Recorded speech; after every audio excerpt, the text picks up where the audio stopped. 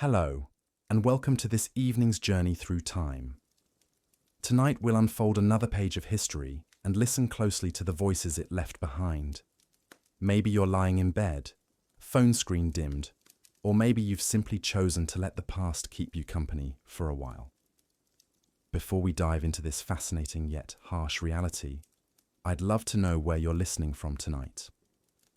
Are you settling in for sleep in New York, starting your morning in Tokyo, or perhaps enjoying a quiet evening somewhere in between? Drop a comment and let me know what time it is in your corner of the world. And if you find these explorations of ancient civilizations as captivating as I do, consider subscribing so you never miss an episode. Now, let me transport you to the banks of the Nile, where the morning sun casts long shadows across mud brick buildings, and the air fills with the sounds of a civilization awakening. The gentle lapping of the river mingles with the distant calls of merchants and the soft shuffle of sandaled feet on dusty paths. In this world of pharaohs and pyramids, temples and tombs, there existed a class of men whose lives were defined by reed pens and papyrus scrolls.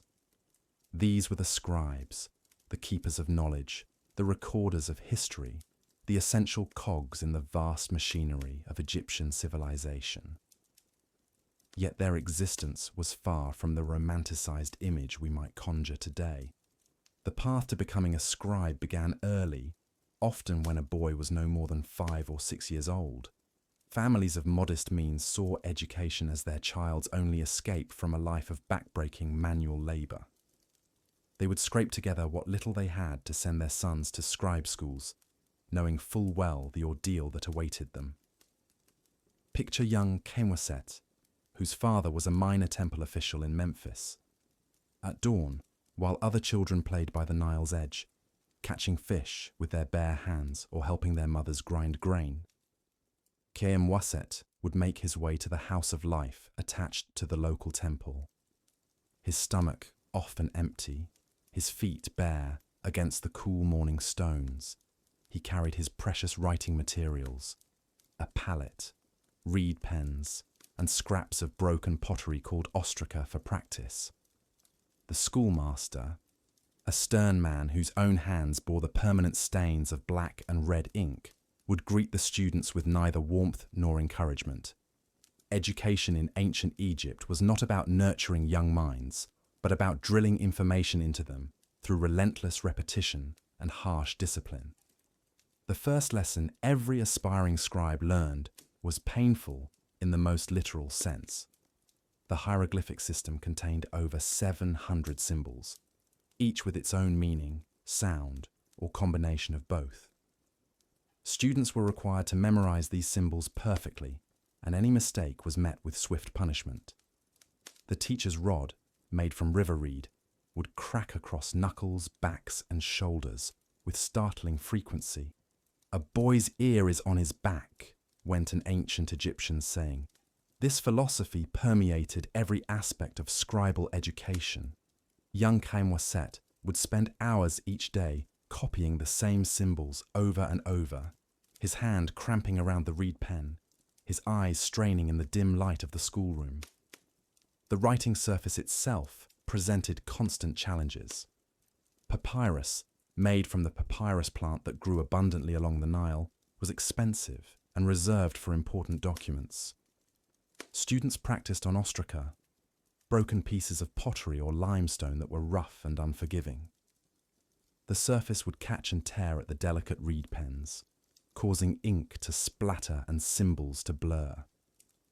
But the physical discomfort was only the beginning. The mental strain of mastering hieroglyphics was immense. Unlike our alphabet with its 26 letters, the Egyptian writing system required students to learn hundreds of symbols, understand their various meanings depending on context, and master the complex rules that governed their use. Some symbols represented sounds, others entire words or concepts. The same symbol might mean different things in different contexts, and the direction of writing could change from text to text. A student had to recognize this symbol, whether it faced left or right, whether it appeared at the beginning, middle, or end of a word, and whether it was carved in stone, painted on a wall, or hastily scrawled on papyrus. Multiply this complexity by hundreds of symbols, and you begin to understand the monumental task facing these young minds. The curriculum extended far beyond mere symbol recognition. Scribes needed to be mathematicians, calculating taxes, measuring land, and keeping track of the complex Egyptian calendar. They studied literature, copying out classic texts until they could recite them from memory.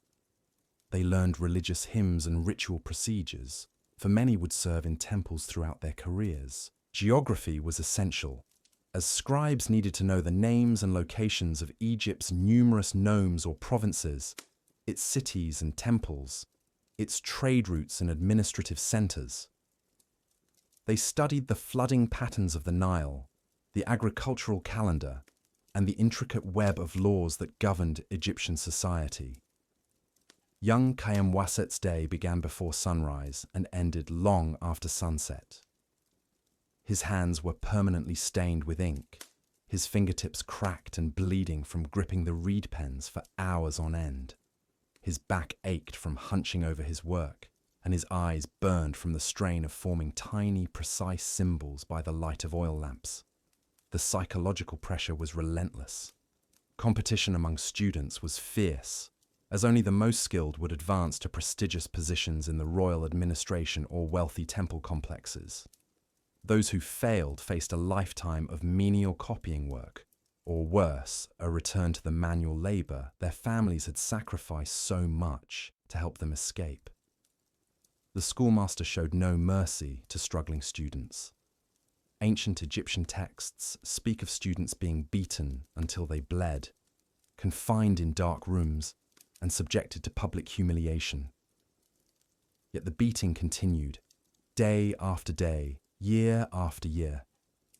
Food was scarce in the schools. Students often went hungry, their families unable to provide adequate meals while also paying for their education. Water was rationed, and illness was common in the crowded, poorly ventilated rooms where dozens of boys huddled over their work. Many students suffered from eye problems due to the constant strain of detailed work in poor lighting. The social isolation was perhaps equally difficult. While other children played and formed friendships, aspiring scribes spent their days in silence, forbidden from talking during lessons. They were separated from their families for months at a time, living in dormitories attached to the schools. The bonds they formed with fellow students were often strained by competition and the shared trauma of their education. After 5 to 10 years of this grueling training, those who survived emerged as qualified scribes.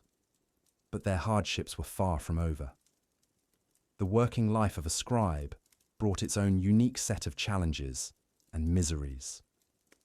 Most scribes found employment in one of 3 main areas: government administration, temple complexes, or private households of the wealthy. Each setting brought its own particular form of suffering. Government scribes faced perhaps the most demanding conditions. They were responsible for the vast bureaucracy that kept the Egyptian state functioning. Tax collection alone required an army of scribes to record every grain of wheat, every head of cattle, every piece of silver that flowed into the royal treasury. Picture Amenhotep, now a grown man who had survived his scribal training and secured a position in the tax office of a provincial capital. His day began before dawn with the arrival of farmers bringing their tribute to the local administrator. Each transaction had to be recorded in triplicate, 1 copy for the local records, 1 for the provincial governor, and 1 for the royal archives in the capital. The work was mind-numbingly repetitive, yet demanded absolute accuracy. A single error in calculation could result in severe punishment, not just for Amenhotep, but for his entire family. Tax scribes were held personally responsible for any discrepancies in their accounts, and suspected fraud was punished by beatings, imprisonment, or even death. The pressure was constant and unrelenting. During harvest season, Amenhotep might work 18 hours a day. his hand cramping around his pen as he recorded endless lists of grain deliveries.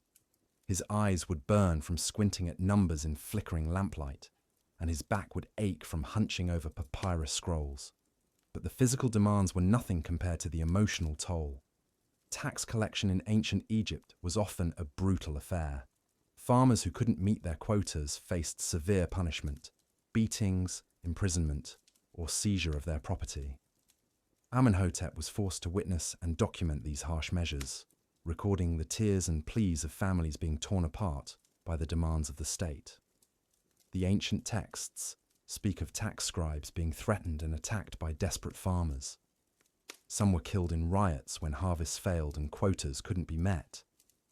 Others faced the constant stress of knowing that their own mistakes could result in false accusations against innocent people. Temple scribes faced different but equally challenging conditions.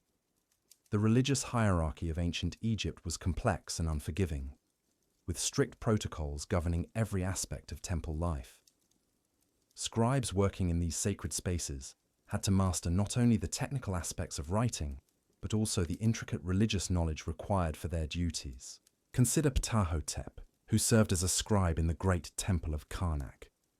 His responsibilities included recording religious ceremonies, maintaining temple accounts, copying sacred texts, and preparing the elaborate documents required for religious festivals. Each task demanded perfection, for any error in a sacred text was considered not just a mistake, but a blasphemy that could anger the gods. The working conditions in temples were often harsh. Many scribes labored in dark, cramped scriptorium chambers, deep within the temple complexes. The air was thick with incense and dust from crumbling papyrus scrolls. The constant religious ceremonies created a cacophony of chanting, drumming, and ritual activities that made concentration difficult. Religious scribes were also subject to the temple's strict purity requirements. They had to undergo regular purification rituals, maintain specific dietary restrictions, and abstain from certain activities that were considered defiling. Their personal lives were heavily regulated, and any violation of religious law could result in immediate dismissal or worse. The copying of sacred texts was particularly demanding work. These documents had to be perfect, with every symbol precisely formed and every word exactly correct. A single mistake might require starting an entire text over again, representing days or weeks of wasted effort. The pressure to achieve perfection while working quickly enough to meet deadlines created a constant state of anxiety. Private household scribes, while perhaps enjoying slightly better working conditions, faced their own unique challenges. They were entirely dependent on the whims of their employers, with no job security and little legal protection.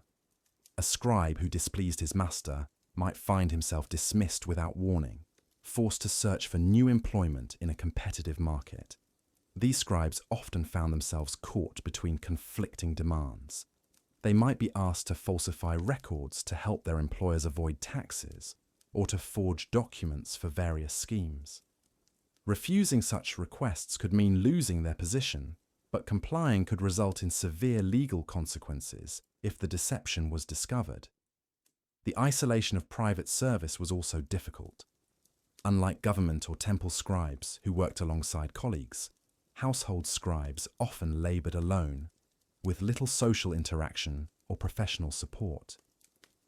They were neither servants nor family members, occupying an uncomfortable middle position in the household hierarchy. Regardless of where they worked, all scribes faced common challenges that made their profession particularly harsh. The tools of their trade were primitive and demanding. Reed pens had to be constantly resharpened, requiring the scribe to stop frequently to trim the tip with a knife. The pens would split or break entirely, sometimes in the middle of important documents. Ink was prepared fresh each day by mixing water with cakes of dried pigment. The consistency had to be perfect. Too thick and it wouldn't flow properly. Too thin and it would run and blur. Red ink was used for headings and important sections, requiring scribes to maintain two separate ink supplies. and remember when to switch between them. Papyrus, despite being Egypt's greatest contribution to the development of writing, was far from an ideal writing surface. It was expensive, delicate, and prone to tearing. The fibers ran in specific directions, and writing against the grain could cause the pen to catch and tear the surface. In humid conditions, papyrus would become soft and difficult to write on. In dry conditions, it would become brittle and crack. The working environment was often hostile to both scribe and materials. Dust was a constant problem, settling on wet ink and ruining carefully prepared documents. Insects would swarm around oil lamps, occasionally landing on fresh writing and leaving marks that couldn't be erased. The smoke from lamps created eye irritation and respiratory problems for scribes who worked long hours in poorly ventilated spaces. Ergonomics was not a concept known to ancient Egyptians. Scribes typically worked sitting cross-legged on the ground or on low stools, hunched over their work with their papyrus spread on their lap or on a low table. This position, maintained for hours at a time, caused severe back pain, neck strain, and circulation problems. The repetitive motion of writing with reed pens led to what we would now recognize as repetitive stress injuries. Scribes commonly suffered from arthritis in their hands and wrists, conditions that worsened with age and could eventually make writing impossible. Many ancient Egyptian mummies of scribes show clear evidence of these occupational injuries. Eye strain was another constant problem. The detailed work of forming tiny hieroglyphic symbols, often by lamplight, took a terrible toll on scribes' vision. Many older scribes suffered from what ancient texts describe as dimness of sight, likely a combination of myopia and other vision problems caused by their work. The mental stress of the profession was equally damaging. Scribes carried enormous responsibility for accuracy in their work. Government scribes knew that errors in tax records or legal documents could have severe consequences for both themselves and the people affected by their mistakes. The constant pressure to perform flawlessly while working at speed created anxiety and stress-related health problems. Competition among scribes was fierce and often destructive. Positions in the royal administration or wealthy temples were highly coveted, and scribes would sometimes sabotage their colleagues' work or spread false accusations to advance their own careers. The profession bred suspicion and paranoia as scribes learned to guard their techniques and contacts jealously. The social status of scribes was complex and often frustrating. While they were technically part of the educated elite and exempt from manual labor, they were still far below the nobles and priests in the social hierarchy. They were educated enough to understand their relatively low status, but not powerful enough to change it. Many scribes spent their entire careers in middle-level positions, never advancing to the high administrative roles they had dreamed of as students. They watched as less qualified individuals with better family connections or political skills advance past them. The combination of education and limited opportunity created a class of bitter, frustrated individuals who understood the system well enough to see its injustices, but were powerless to change them. The economic reality of a scribe's life was often harsh. While they earned more than manual laborers, the cost of their education and the expense of maintaining their professional materials left many scribes struggling financially. They had to purchase their own papyrus, ink, and writing tools, expenses that could consume a significant portion of their income. Professional obsolescence was a constant fear. As administrative procedures changed or new technologies were introduced, scribes had to constantly update their skills or risk becoming unemployable. Those who specialized in particular types of documents or worked in specific administrative areas might find their expertise suddenly worthless due to political or administrative changes. The profession also carried significant legal risks. Scribes who made errors in legal documents could be held liable for any resulting damages. Those who worked in tax collection faced personal responsibility for any shortfalls in revenue. Government scribes could be accused of corruption or treason based on the documents they prepared, even if they were simply following orders from superiors. Health hazards extended beyond the obvious ergonomic and vision problems. The materials used in scribal work posed their own dangers. Some inks contained toxic substances that could cause health problems through prolonged exposure. The dust from grinding pigments and preparing writing materials caused respiratory issues. The poor air quality in many working environments led to lung problems and other health complications.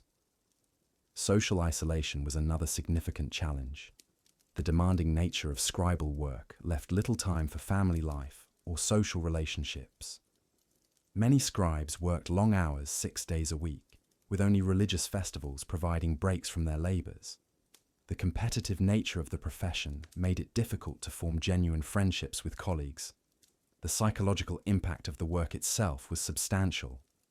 Many scribes spent their days recording human suffering, tax collections that impoverished families, legal proceedings that destroyed lives, or administrative decisions that affected entire communities. The constant exposure to the harsh realities of Egyptian society took an emotional toll that few other professions experienced. Despite these hardships, Egyptian society produced thousands of scribes over the millennia. The profession was essential to the functioning of one of history's most complex civilizations. These men sacrificed their health, their youth, and often their happiness to maintain the records that allowed Egypt to thrive for over 3,000 years. The training they endured, harsh as it was, produced individuals capable of remarkable intellectual feats. They mastered multiple writing systems, performed complex mathematical calculations, and maintained detailed records of unprecedented scope and accuracy. Their work enabled the construction of the pyramids, the administration of a vast empire, and the preservation of one of humanity's greatest literary traditions. Yet the human cost was enormous. The ancient texts speak of scribes who died young from overwork, who went blind from eye strain, or who suffered mental breakdowns from the constant pressure. Many never married or had families, dedicating their entire lives to their demanding profession. The Egyptian scribe was caught in a fundamental contradiction. His education and skills marked him as a member of the elite, yet his working conditions and treatment often resembled those of a slave. He was essential to the functioning of society, yet remained vulnerable to the whims of his superiors. He possessed knowledge and skills that others envied, yet lived a life of constant hardship and stress. As we consider the life of the ancient Egyptian scribe, we gain insight into the true cost of civilization. The magnificent monuments and achievements of ancient Egypt were built not just on the backs of manual laborers, but also on the sacrifice of these educated men who gave their lives to maintaining the complex administrative systems that made such achievements possible.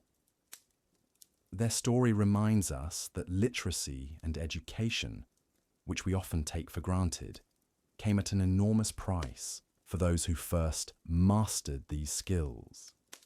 The next time you effortlessly type a message or jot down a note, remember Khaemwaset, Amenhotep, and Ptahhotep, and the countless others who endured years of pain and hardship to master the art of writing that we now use without a second thought. In the shadow of the pyramids, in the cool chambers of temples, and in the busy offices of ancient administrators, these scribes lived and worked and suffered.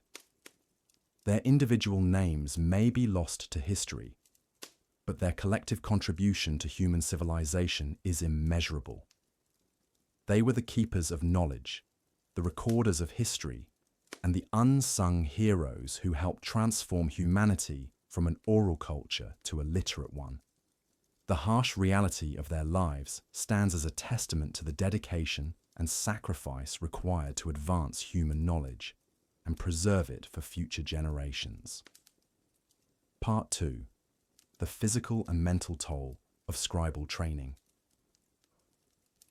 Now that we've glimpsed the harsh educational foundations of becoming a scribe, we must delve deeper into the brutal reality that awaited these young scholars. For every papyrus scroll that survives from ancient Egypt, countless hours of human suffering lie hidden beneath its surface. The scribes who created these documents endured a level of physical and psychological torment that would break most people today. Picture this. A boy of perhaps 8 years old, his small fingers already stained with ink, hunched over a piece of broken pottery called an ostrakon. This would be his practice tablet for years to come, as papyrus was far too precious to waste on beginners.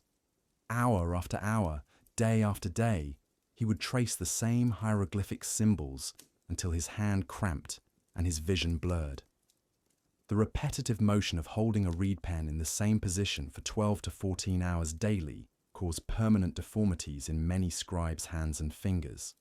Archaeological evidence from ancient Egyptian cemeteries tells a grim story. Skeletal remains of scribes show distinctive patterns of arthritis in the spine, particularly in the cervical and thoracic regions, caused by constantly hunching forward over writing surfaces.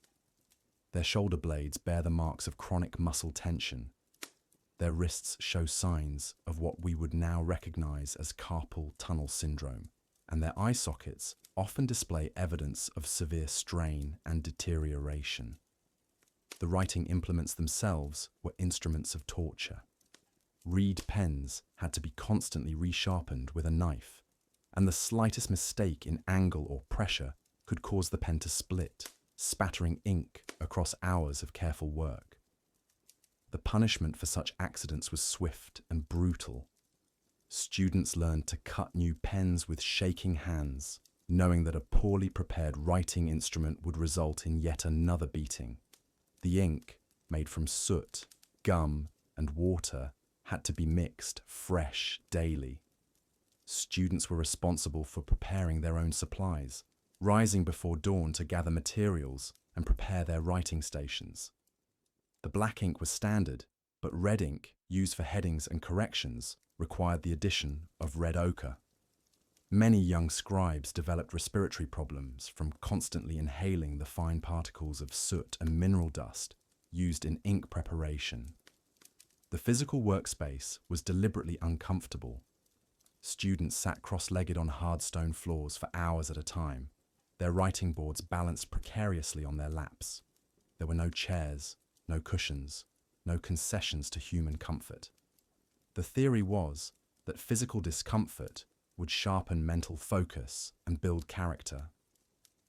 In practice, it caused chronic pain, circulation problems, and permanent postural deformities. But perhaps even more devastating than the physical suffering was the psychological torture of the learning process itself. The hieroglyphic writing system contained over 700 different signs, each with multiple meanings depending on context. A single symbol could represent a sound, a word, or an idea, and students had to memorize not just the signs themselves, but their various applications and combinations. The curriculum was relentlessly demanding.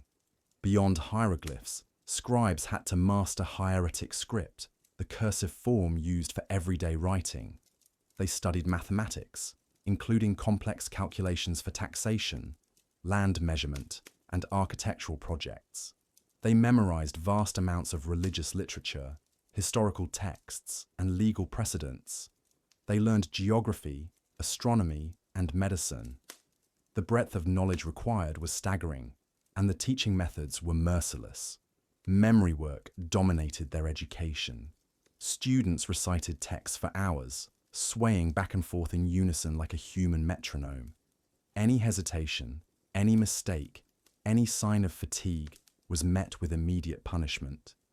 Teachers carried leather whips and wooden rods, and they used them liberally. The ancient texts make it clear that beating students was not just accepted, but considered essential to proper education. One surviving papyrus contains the lament of a student scribe.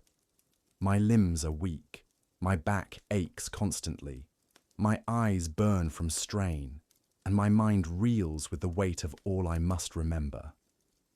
I have not seen my family in months, and I fear I am forgetting their faces." The isolation was perhaps as brutal as the physical punishment. Scribal schools were often attached to temples or government buildings, far from students' homes. Boys as young as 7 were separated from their families for years at a time, living in dormitory-style quarters with minimal food and no privacy.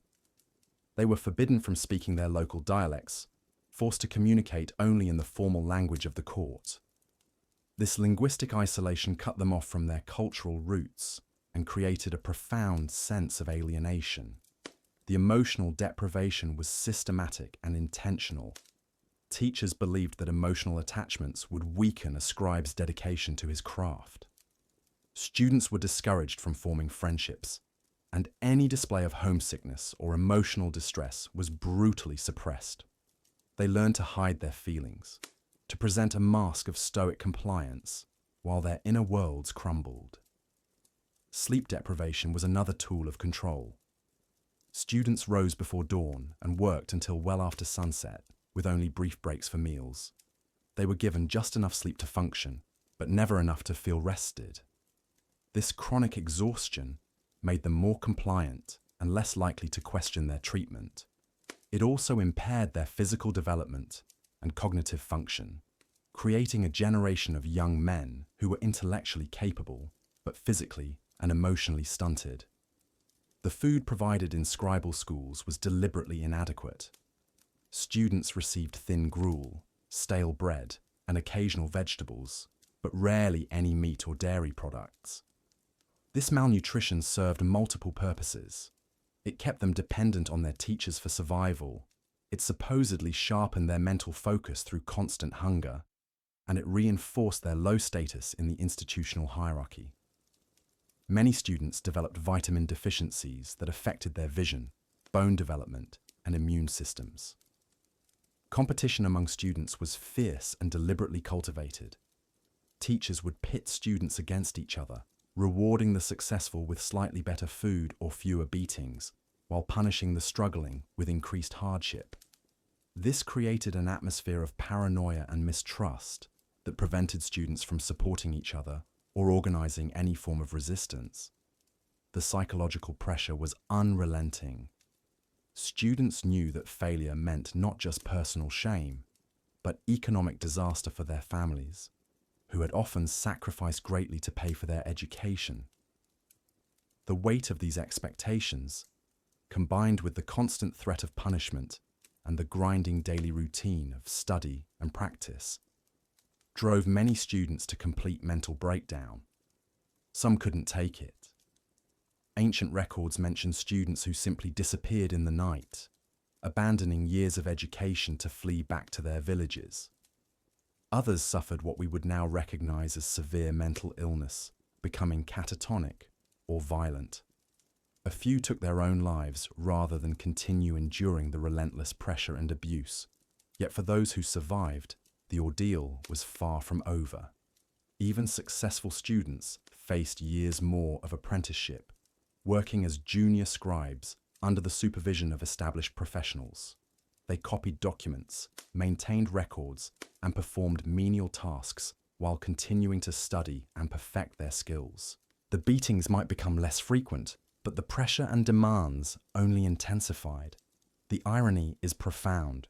These young men, who would go on to create some of the most beautiful and important documents in human history, were themselves products of a system that showed them no beauty, no kindness, no mercy.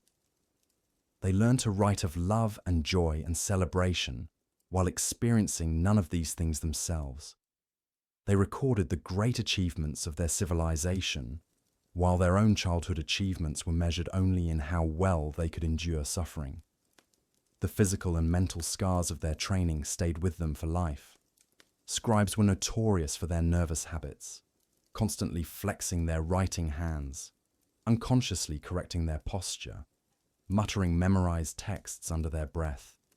Many suffered from what we would now recognize as post-traumatic stress disorder, with recurring nightmares about their school days and explosive reactions to criticism or correction. This brutal training system created a peculiar psychology among the scribal class. They had learned to associate learning with pain, knowledge with suffering, and achievement with endurance rather than joy. This made them excellent servants of the state and temple bureaucracies, but it also made them profoundly isolated from the rest of Egyptian society. They could read and write about human emotion, but they had been systematically trained out of experiencing it themselves. The tragedy of the scribal education system was that it worked exactly as intended. It produced literate, obedient, psychologically damaged men who could perform the complex administrative tasks required by Egyptian civilization. But the human cost was enormous, and the suffering endured by these students represents one of the darkest aspects of what we often consider one of humanity's greatest civilizations. As we examine these ancient training methods, we must remember that behind every beautiful hieroglyphic inscription, every carefully maintained tax record, every religious text that has survived to the present day, there stands the ghost of a child who was broken and rebuilt in service to knowledge. Script, Part 3. The Lifelong Burden. But the torment of becoming a scribe didn't end with childhood. The damage was permanent, carved into their very bones and souls, like the hieroglyphs they spent their lives creating. These weren't just temporary hardships that could be overcome with time and healing.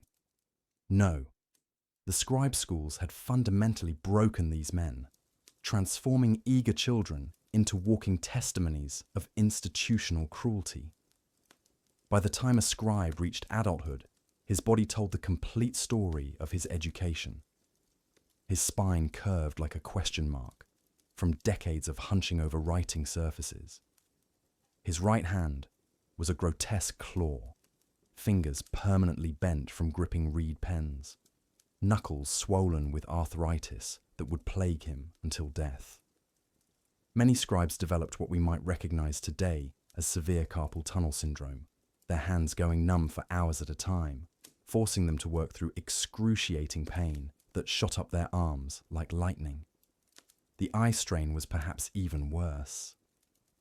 After years of squinting at tiny hieroglyphs in flickering lamplight, most scribes were nearly blind by age 30. They developed chronic headaches that felt like iron spikes driven through their skulls. Some lost sight in one eye entirely from infections caused by constantly rubbing their irritated eyes with dirty hands. The lucky ones merely suffered from severe myopia that made the world beyond their writing desk a blurry nightmare. But the physical damage was nothing compared to the psychological scars that festered beneath the surface. These men had been systematically terrorized for years, their spirits crushed under the weight of impossible expectations and constant brutality. They lived in perpetual fear, jumping at sudden sounds, cowering when superiors approached. Many developed what we would now recognize as severe anxiety disorders, their minds trapped in a constant state of hypervigilance. The isolation had poisoned their ability to form meaningful relationships. How could they trust anyone when their earliest memories were of betrayal and competition? Fellow scribes were rivals who might steal their positions. Superiors were potential tormentors. Even their own families seemed foreign after years of institutional brutality. Many scribes never married, unable to connect with others on any meaningful level. They lived alone with their scrolls and their nightmares. Sleep brought no peace. Night after night, they relived the beatings, the humiliation, the grinding despair of their training. They would wake in cold sweats, phantom pain, shooting through their hands as if they were still gripping that cursed reed pen. Some developed chronic insomnia, lying awake for hours, staring at the ceiling, their minds racing with anxiety about the next day's work. The mental exhaustion was crushing. After spending their formative years memorizing thousands of complex symbols under threat of violence, their minds had become rigid and inflexible. They could recite religious texts flawlessly, but struggled to think creatively or adapt to new situations. They had been turned into human copying machines, their natural curiosity and imagination beaten out of them with systematic precision. Even their relationship with writing itself had been corrupted. What should have been a noble craft had become a source of trauma. The sight of papyrus could trigger panic attacks. The smell of ink brought back memories of blood and tears. They approached each new text with dread rather than enthusiasm, their hands trembling as they picked up their tools. The scribes developed peculiar obsessions born from their traumatic training. Some became fanatically neat, arranging their writing materials with military precision, unable to function if anything was out of place. Others hoarded supplies, hiding extra reed pens and ink in secret caches, terrified of running out and facing punishment.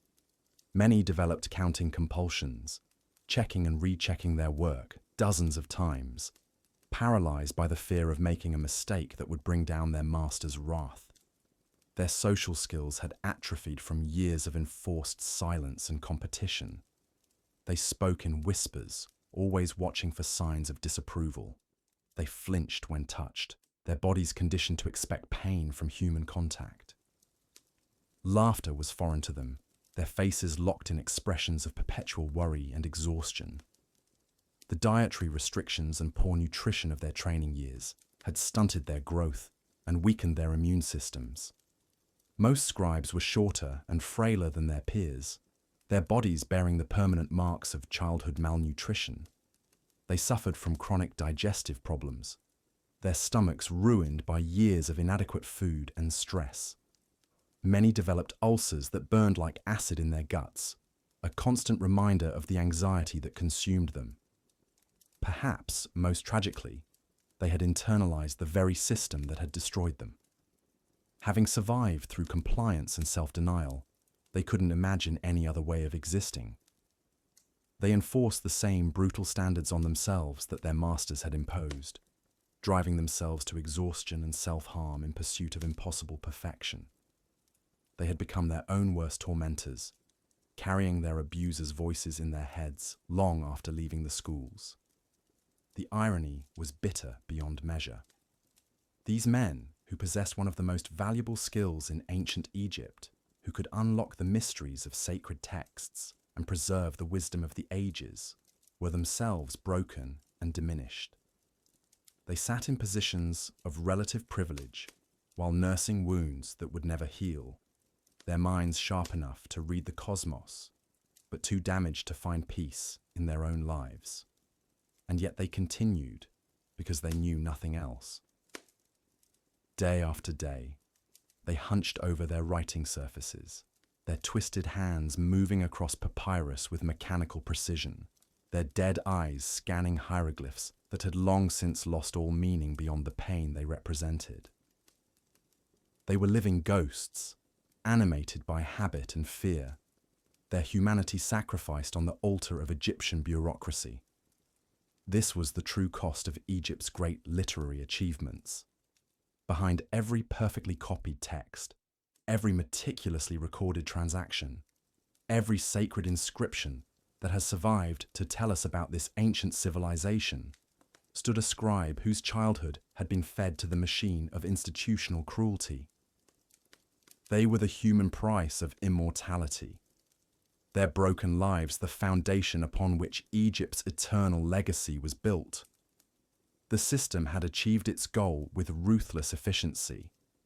It had created scribes who would never question, never rebel, never stop working until death finally released them from their bondage. Continuing from where we left off in the medieval Scottish scribe training, we now turn to perhaps the most harrowing aspect of their education, the relentless physical and psychological conditioning that would define their entire existence. By the time a young scribe had endured several years under his master's tutelage, his body bore the unmistakable marks of his profession. Yet the physical transformation was only beginning. The true brutality lay in how this education systematically stripped away every vestige of childhood, replacing it with an almost mechanical devotion to the written word.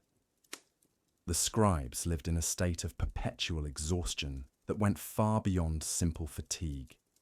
Sleep deprivation was not merely a byproduct of their demanding schedule, it was a deliberate tool of control. Masters understood that a tired mind was more compliant, more willing to accept the endless repetition without question. Young scribes were routinely awakened in the dead of night to practice their letters by flickering candlelight, their eyes burning and watering as they struggled to form perfect characters in the dancing shadows. This sleep deprivation created a peculiar mental state among the scribes. They moved through their days in a kind of waking dream, their consciousness dulled to everything except the immediate task at hand. Former scribes who managed to escape their bondage later described feeling as though they had lived their entire youth in a fog, remembering only fragments of their childhood through the haze of chronic exhaustion. The masters justified this cruelty with cold pragmatism. A scribe who could work effectively while bone-tired would be invaluable to future employers. In the courts and monasteries where these young men would eventually serve, they would often be called upon to work through the night, copying urgent documents or transcribing the fevered visions of dying nobles who wished to dictate their final testaments. But perhaps the most insidious aspect of the scribes' education was how it systematically destroyed their sense of individual identity. From the moment they entered training, young scribes were taught that their personal thoughts, feelings, and desires were not merely irrelevant, they were actively dangerous. A scribe's hand must be steady, his mind clear, his attention focused solely on the text before him. Any wandering of thought, any moment of personal reflection, was seen as a betrayal of their sacred duty. To ensure this complete submission, masters employed a variety of psychological techniques that would be recognized today as forms of mental abuse.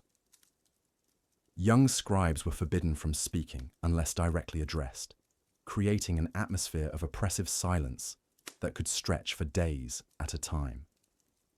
They were not permitted to look out windows during their work, as the sight of the outside world might inspire dangerous thoughts of freedom or escape. Most cruelly of all, scribes were actively discouraged from forming friendships or emotional bonds with their fellow students. The masters understood that solidarity among the oppressed could lead to rebellion, so they deliberately fostered an atmosphere of competition and suspicion. Young scribes were rewarded for reporting the mistakes or misconduct of their peers, creating a climate of fear and mistrust that made collective resistance nearly impossible. This isolation was particularly devastating for children who had been torn from their families at such young ages. Many scribes later reported feeling as though they had been raised by wolves, with no understanding of normal human affection or companionship. They learned to view emotional connection as weakness, personal attachment as distraction from their higher calling. The psychological pressure was relentless and all-consuming. Scribes were constantly evaluated not just on the technical quality of their work, but on their demeanor, their posture, their facial expressions. A moment of visible frustration could result in severe punishment. A sigh of weariness might be interpreted as rebellion against divine will. Even in their sleep, they were not safe.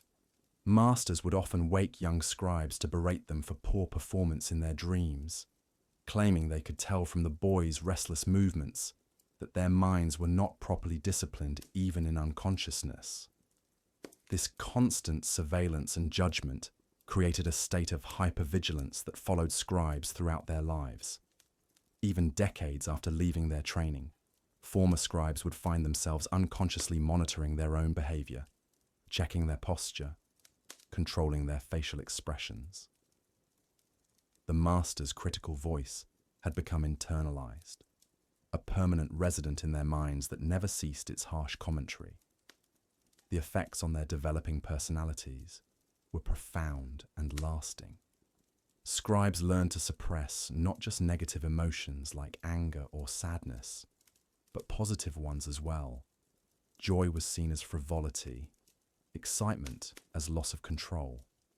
They were trained to maintain the same neutral, focused expression, whether copying scripture or recording accounts of torture and execution.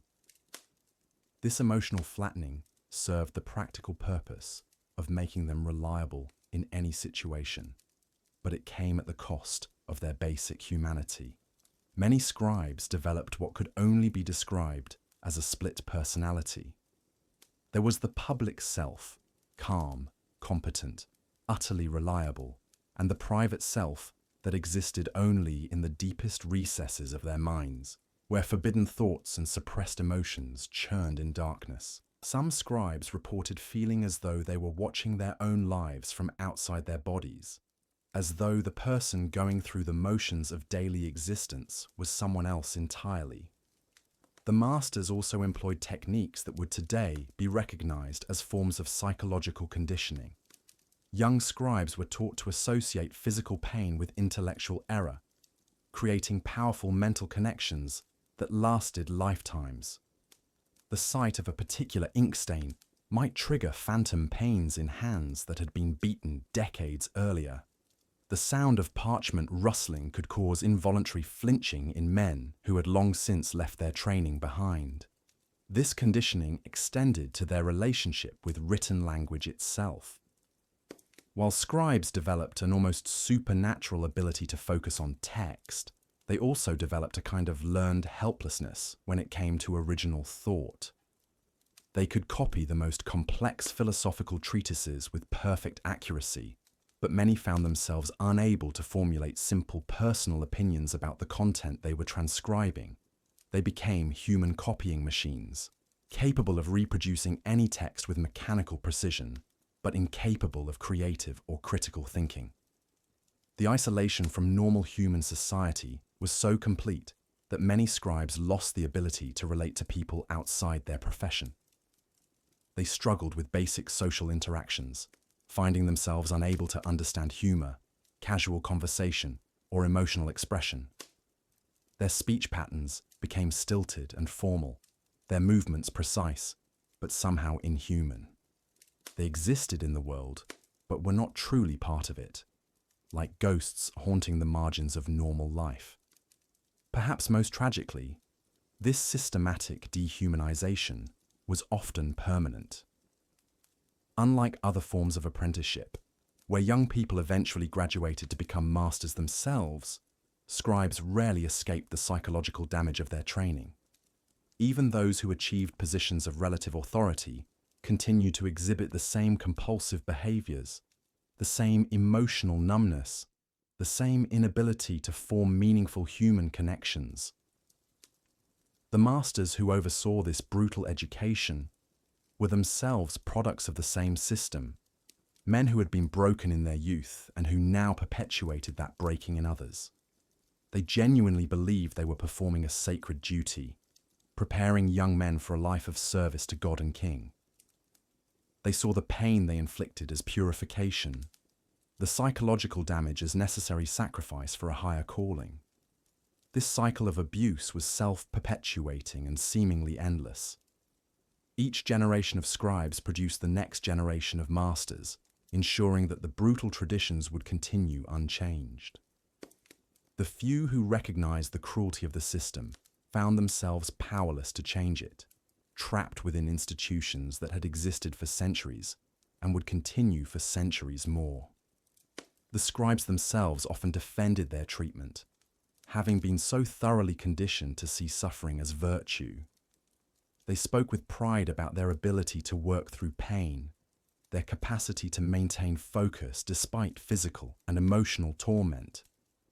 They had been taught that their suffering made them holy, that their sacrifice was pleasing to God, that their broken bodies and spirits were the price of literacy in an illiterate world. This indoctrination was so complete that many scribes genuinely believed they were fortunate to have been chosen for such training. They looked with pity upon the illiterate masses, seeing their own pain as a small price to pay for the privilege of serving in the world of learning and culture. They had been taught that their suffering gave meaning to their existence, that without pain there could be no true achievement. The psychological techniques employed were sophisticated and carefully refined over generations of practice. Masters understood that breaking a person's spirit required more than simple brutality. It required the systematic destruction of hope, the careful elimination of any sense of personal agency or worth. They knew exactly how much pain to inflict without causing permanent physical damage, how much isolation to impose without driving their students to complete madness. The result was a class of men who were simultaneously highly skilled and profoundly damaged, capable of extraordinary intellectual feats, but incapable of basic human happiness. They served their society faithfully and efficiently, but at a cost that few in that society understood or acknowledged. Building on the devastating foundation of mental and physical conditioning, we turn now to perhaps the most insidious aspect of the scribal system: the systematic destruction of human bonds and emotional capacity. The Egyptian scribal academies didn't merely seek to create obedient workers, they sought to forge isolated instruments of state power, utterly severed from the connections that make us human. The process began with calculated separation. Young boys, some barely past weaning, were torn from their mother's arms and thrust into sterile dormitories, where warmth and affection were not merely absent, but actively punished. The instructors understood that emotional bonds represented a threat to absolute loyalty. A scribe who retained a love for his family might hesitate to record a tax assessment that would starve his village. A scribe who felt kinship with his fellow students might resist orders that would see them flogged or executed, and so the bonds were systematically severed. Students were forbidden from speaking of their families, their homes, their former lives. Those caught sharing personal stories or offering comfort to distressed classmates faced immediate and brutal punishment. The rod fell not just on those who showed kindness, but on those who received it. In this way, the very act of human compassion became a source of pain and terror. The dormitories themselves were designed to crush solidarity. Students were deliberately pitted against one another in competitions where the prize for success was merely the absence of punishment, while failure brought unimaginable torment. They were encouraged to report on each other's transgressions, rewarded for betraying confidences, and taught that survival depended not on mutual aid, but on grinding down their peers. Food became a weapon of psychological warfare. Meals were irregular and insufficient, creating a constant state of hunger that made clear thinking nearly impossible. But more insidiously, food was distributed as a reward for compliance and cooperation with the system's cruelest demands. The boy who reported his doormate's secret tears might receive an extra crust of bread. The student who showed exceptional zeal in denouncing another's weakness might be granted a precious cup of clean water. This manufactured scarcity created a desperate competition for basic survival needs, ensuring that students would sacrifice any remaining shred of loyalty or compassion in the face of starvation. They learned to view their fellow sufferers not as potential allies, but as obstacles to their own meager sustenance. The bonds of shared hardship, which might naturally forge brotherhood among the oppressed, were twisted into instruments of mutual destruction. Sleep itself became another tool of isolation. Students were roused at irregular intervals, denied the restorative power of consistent rest, and kept in a state of perpetual exhaustion that made emotional connection virtually impossible. When the mind is clouded by fatigue and the body racked with pain, the capacity for empathy withers.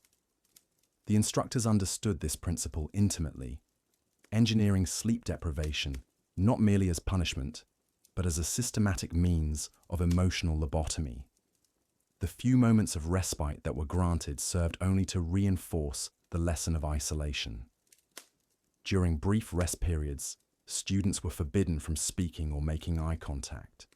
They sat in enforced silence, each trapped within the prison of his own suffering, unable to share the burden or find solace in shared experience. The natural human impulse to seek comfort in community was methodically starved until it atrophied completely. Even the teaching methods were designed to prevent emotional connection. Students were never taught in groups where they might develop camaraderie or mutual support. Instead, each boy worked alone on his exercises, his progress monitored by instructors who moved like silent predators through the ranks. Questions were discouraged, not merely because they suggested ignorance, but because they represented a form of reaching out, an attempt to connect with another human being for understanding or aid. The copying exercises themselves became rituals of dehumanization. Hour after hour, day after day, students transcribed texts that celebrated the absolute power of the pharaoh and the worthlessness of individual human life. They copied tax records that documented the seizure of grain from starving villages. They transcribed judicial decisions that condemned entire families to slavery for trivial offenses. They reproduced religious texts that proclaimed the divine right of rulers to treat their subjects as expendable property. With each hieroglyph they carefully formed, the students were not merely learning to write, they were internalizing the ideological foundations of their own dehumanization. The repetitive nature of the work, combined with their weakened mental state, made them susceptible to a form of psychological conditioning. The values embedded in the texts they copied seeped into their consciousness like poison, gradually replacing whatever moral instincts they might have retained from their earlier lives. The instructors were careful to select texts that would be particularly devastating to developing minds. Stories of scribes who achieved favor by betraying their own families. Accounts of loyal servants rewarded for reporting seditious thoughts among their former friends. Religious passages that portrayed compassion as weakness and mercy as defiance of divine order. Each document was chosen not merely for its practical instructional value, but for its capacity to erode the student's fundamental humanity. As the months and years passed, the cumulative effect of this systematic emotional destruction became visible in the students themselves. Boys who had once wept openly for their mothers learned to suppress all expression of grief. Those who had initially tried to comfort their suffering peers withdrew into sullen isolation.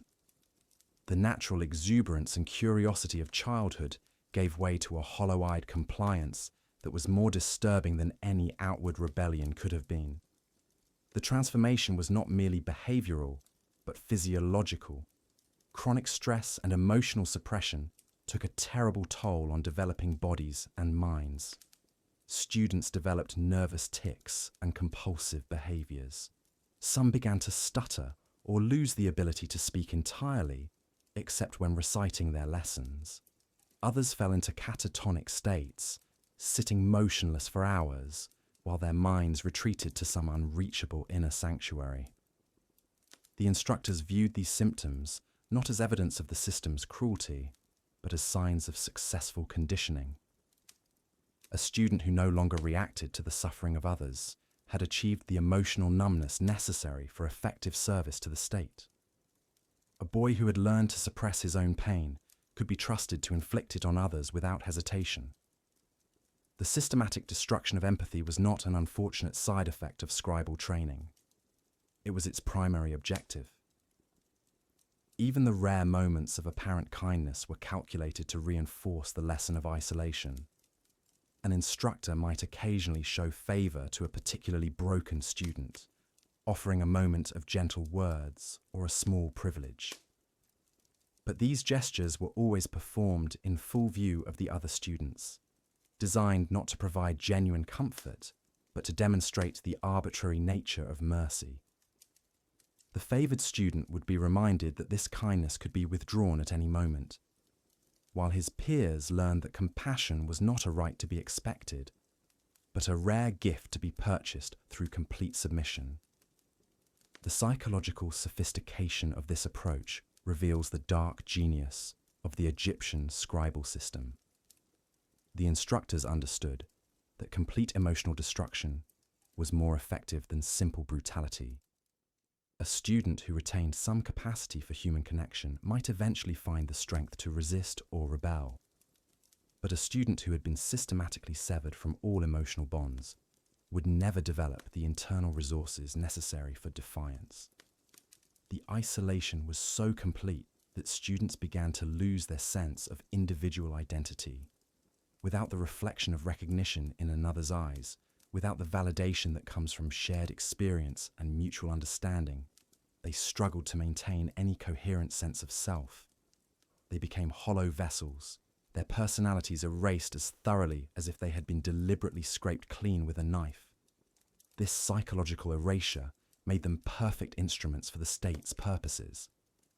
A scribe who had no sense of personal identity could not conceive of personal interests that might conflict with official duties. A man who had been systematically severed from all human bonds felt no conflict when his work contributed to the suffering of others. He had been transformed into something that was no longer quite human, a living tool that could think and write, but could not feel or question or resist. The few who somehow managed to retain fragments of their humanity paid a terrible price for this stubborn resilience. They were subjected to increasingly severe punishments, not merely for their failures in academic performance, but for their continued capacity to feel. The instructors could detect emotional responsiveness with uncanny accuracy, identifying students who still harbored traces of compassion or empathy. These unfortunate souls became special projects, subjected to escalated torments designed to complete their emotional destruction. Some were forced to participate in the punishment of their former friends, wielding the rod against boys they had once tried to comfort. Others were made to copy execution orders for members of their own families, their hands trembling as they formed the hieroglyphs that would seal their loved one's fate. The most resistant were subjected to elaborate psychological tortures, forced to witness horrors that would shatter their remaining capacity for human feeling. The instructors documented these procedures with the same clinical detachment they brought to all their work. They maintained careful records of which techniques proved most effective in breaking down emotional resistance, refining their methods through experimentation on successive generations of students. The knowledge gained from these systematic cruelties was preserved and passed down, creating an ever more sophisticated apparatus for the destruction of human souls. By the time students completed their training and emerged as fully qualified scribes, the transformation was complete and irreversible. They had been systematically stripped of every quality that might interfere with their function as instruments of state power. Their capacity for love had been replaced by mechanical obedience. Their natural empathy had been burned away by years of calculated cruelty. Their individual personalities had been dissolved in the acid of institutional dehumanization. These were the men who would go forth to administer the empire, carrying within them the psychological virus of their training. They would inflict upon others the same emotional destruction they had suffered, not out of malice, but out of the simple inability to conceive of any alternative. They had been transformed into perfect servants of a system that viewed human beings as expendable resources, and they would serve that system with the dedication of those who have been purged of every impulse that might suggest resistance. The Egyptian scribal system thus achieved something far more comprehensive than mere obedience. It created a self-perpetuating mechanism for the systematic dehumanization of society's most intelligent and capable individuals, ensuring that those with the greatest potential for leadership and reform would instead become the most effective instruments of oppression. The scribes of ancient Egypt occupied one of the most paradoxical positions in their society. While literacy granted them prestige and influence far beyond their humble origins, the path to becoming a scribe was paved with suffering that would break most modern minds. These were not merely students learning to write, but survivors of a brutal educational gauntlet designed to forge unquestioning servants of the state. From the moment a boy entered scribe school, usually around age 5 or 6, His childhood ended abruptly. The training centers, attached to temples and government buildings, operated more like prison camps than places of learning. Young initiates were stripped of their given names and assigned numbers, their individual identities systematically erased to make room for institutional loyalty. The dormitories where they slept were cramped, airless chambers with straw mats on stone floors, designed to ensure constant discomfort and prevent any sense of personal comfort or attachment to material possessions. The daily routine began before dawn with the harsh clang of bronze bells. The boys would stumble from their meager sleeping arrangements into the cold morning air, their small bodies shivering as they lined up for inspection. Any sign of sluggishness or improper posture was met with immediate punishment. The instructors, themselves products of this same brutal system, showed no mercy to the trembling children under their care. They carried leather whips and wooden rods, instruments that would mark the bodies and souls of their students throughout the grueling years of training. The curriculum was relentlessly demanding, requiring students to master hundreds of hieroglyphic symbols, each with multiple meanings and contexts. But this was not gentle instruction with patient teachers guiding eager learners. Instead, students were expected to memorize vast texts through endless repetition, chanting the same passages until their voices were hoarse and their minds numb. Any mistake in recitation brought swift corporal punishment. The instructors believed that pain burned knowledge deeper into memory than any gentle encouragement ever could. Writing practice sessions stretched for hours each day, with students hunched over papyrus or wooden tablets, their fingers cramped around reed pens. The posture required for proper hieroglyphic writing was unnatural and painful, forcing the scribes to maintain precise hand positions while their backs ached and their shoulders burned. Many developed permanent spinal curvatures from years of this forced positioning. The quality of their work was scrutinized with microscopic attention to detail. A slightly crooked line or imperfect symbol would earn a beating severe enough to leave welts that lasted for weeks. The psychological conditioning was perhaps even more devastating than the physical abuse. Students were taught that their worth as human beings depended entirely on their service to the pharaoh and the gods. Independent thought was not merely discouraged but violently suppressed. Those who showed signs of creativity or questioned established practices faced isolation, starvation, and brutal re-education sessions designed to break their spirit completely. The goal was to produce scribes who would copy texts with mechanical precision, never questioning the content or considering alternative perspectives. Food was used as both reward and punishment in this twisted system. Students who performed well might receive an extra portion of bread or a small piece of meat. Those who failed to meet expectations would go hungry for days, their empty stomachs serving as constant reminders of their inadequacy. The meals themselves were deliberately sparse and unappetizing, consisting mainly of barley gruel, stale bread, and occasionally some dried fish.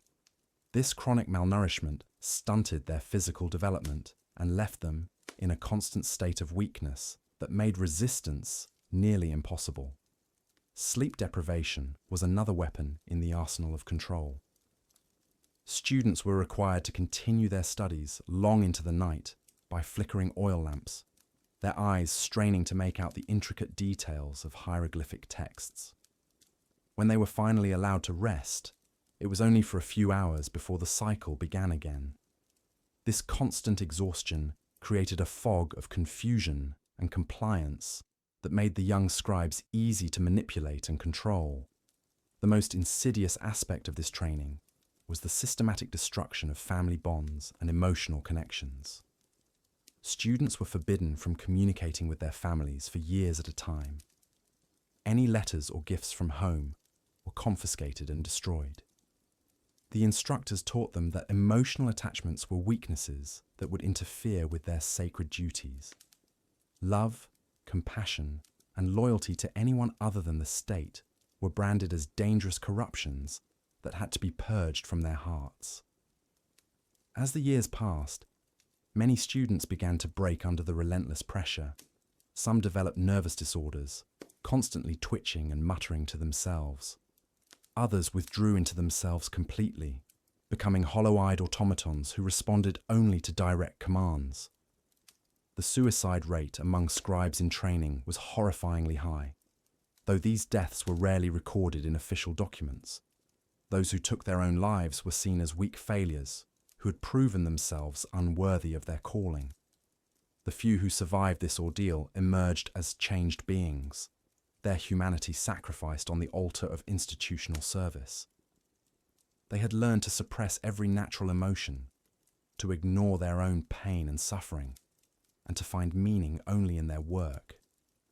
The hieroglyphs they had spent years learning to write had become more real to them than the world of living beings around them. They could reproduce any text with flawless precision, but they had lost the ability to create anything original or express their own thoughts and feelings. Even after graduation, the suffering continued in different forms. Professional scribes worked in windowless chambers deep within temples and government buildings, spending 12 to 14 hours each day hunched over their writing materials. The repetitive motions required for their work led to severe arthritis in their hands and wrists, making every stroke of the pen an exercise in pain. Their eyes, strained from years of close work in poor lighting, often failed them by middle age, leaving them partially or completely blind. The social isolation that had begun in their training years never truly ended. Scribes were expected to maintain emotional distance from their colleagues and families, always ready to report any signs of disloyalty or sedition. This created an atmosphere of paranoia and mistrust that poisoned their relationships and left them friendless and alone. Many spent their entire adult lives without ever experiencing genuine human connection or love. The physical toll of their profession was matched by the psychological burden of their role in society. Scribes were often required to document executions, torture sessions, and other brutal acts of state violence. They recorded the confessions of prisoners who had been broken by torture, wrote death sentences for political dissidents, and maintained meticulous records of human suffering. This constant exposure to violence and cruelty further deadened their emotional responses and left many suffering from what we would now recognize as severe trauma. Perhaps most tragically, the scribes themselves had become complicit in perpetuating the very system that had destroyed their own humanity. They trained the next generation of students with the same brutal methods that had been used on them, passing down the cycle of abuse and control. They had internalized their oppression so completely that they could not imagine any other way of life, becoming willing participants in their own continued degradation. The few historical accounts that survive from scribes themselves reveal the depth of their suffering and the complete erosion of their sense of self-worth. They wrote of feeling like shadows of human beings, existing only to serve functions they no longer understood or questioned. Their personal writings, when they exist at all, are filled with expressions of emptiness, despair, and a profound sense of disconnection from the world around them.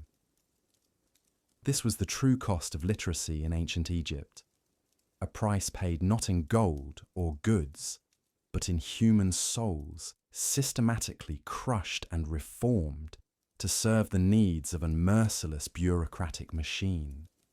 Looking at medieval Scotland, we now turn to one of the harshest and most demanding occupations of the era. The scribes who toiled in darkness to preserve knowledge and conduct the administrative work that kept kingdoms functioning. While many romanticized the scholarly life, the reality for these men was far more brutal than most could imagine.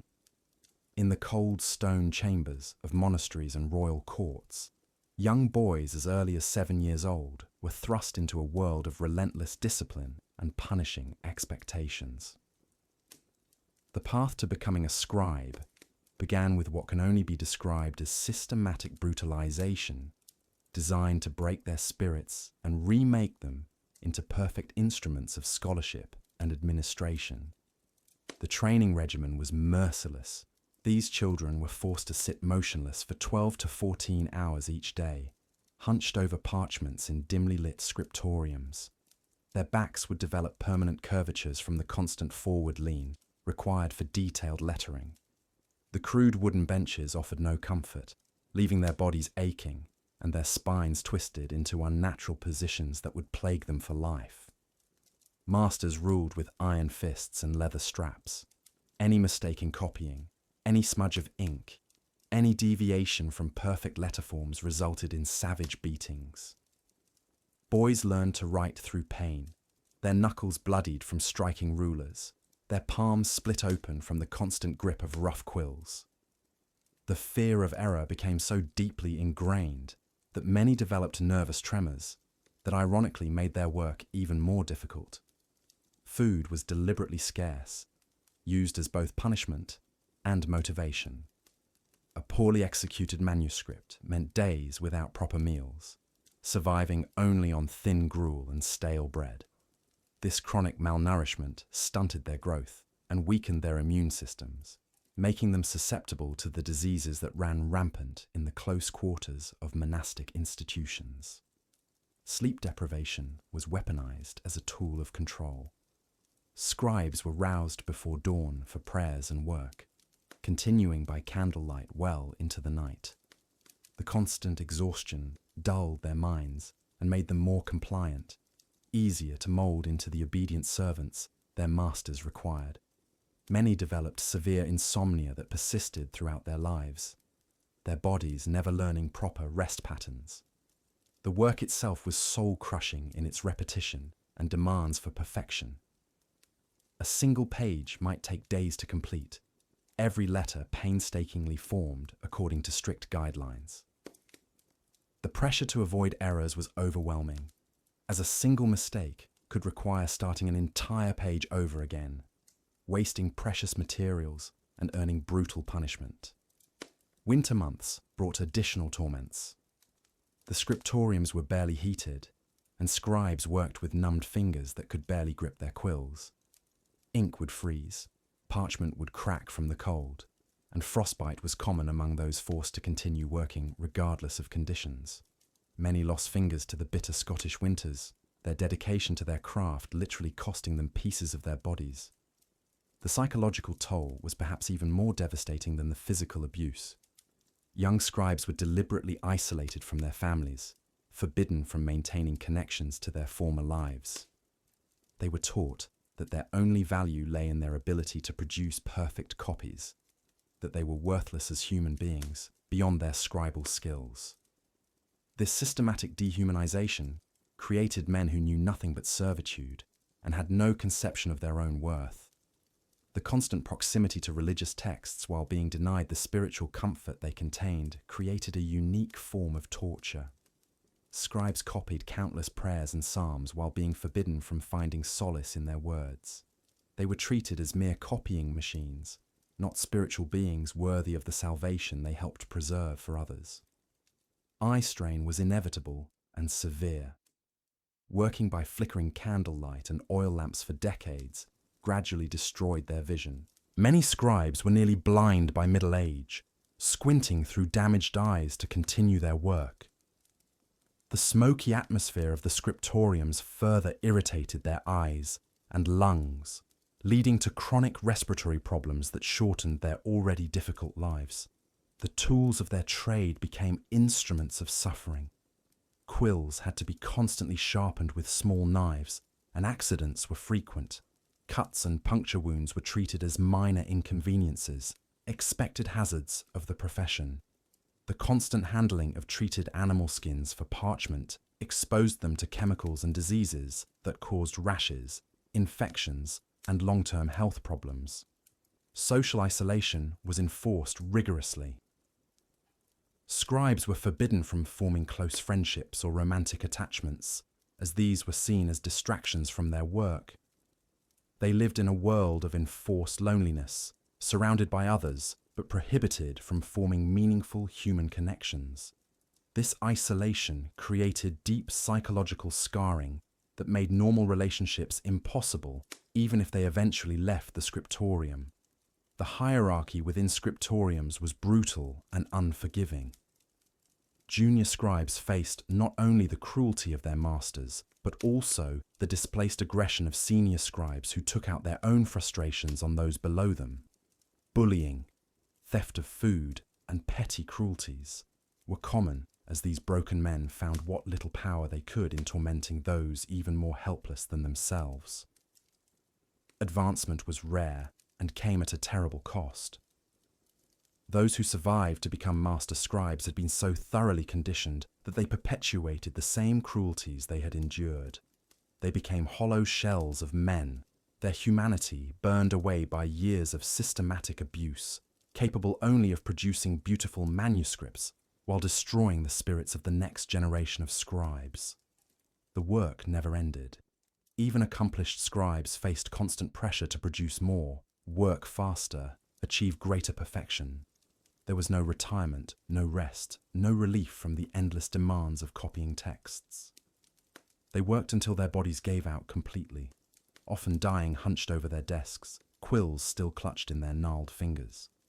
Many scribes developed what we would now recognize as severe mental health disorders. The combination of isolation, abuse, sleep deprivation, and constant stress created men prone to hallucinations, violent outbursts, and complete psychological breaks.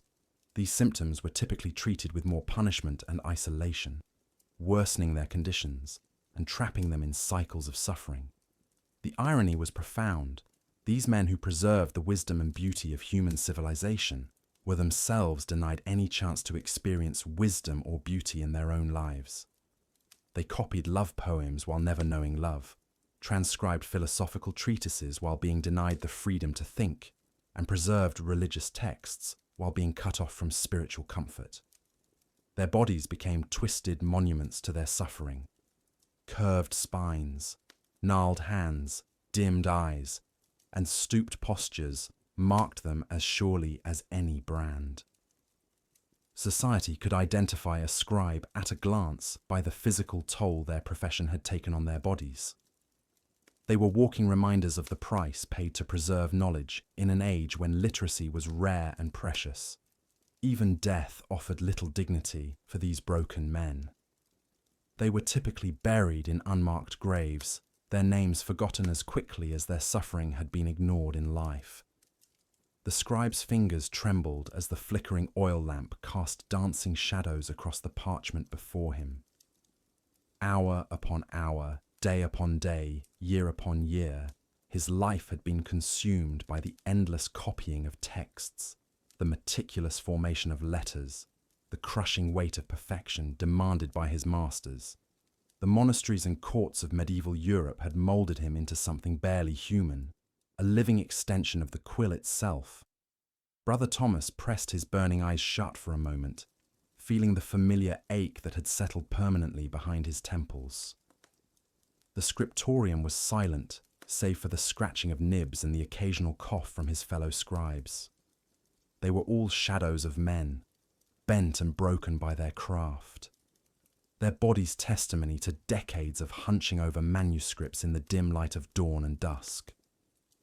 The irony was not lost on him that while he preserved the knowledge of ages, his own life had been systematically destroyed. His spine curved like a question mark, his right shoulder permanently elevated from the constant motion of writing. His fingers, once nimble and quick, now gnarled like ancient tree roots, stained black with ink that seemed to seep into his very soul. The master scribe had been clear from Thomas's first day in the monastery's writing chamber. Perfection was not just expected, it was demanded. A single misplaced letter, one smudged line, even the slightest variation in letter height could result in hours of punishment.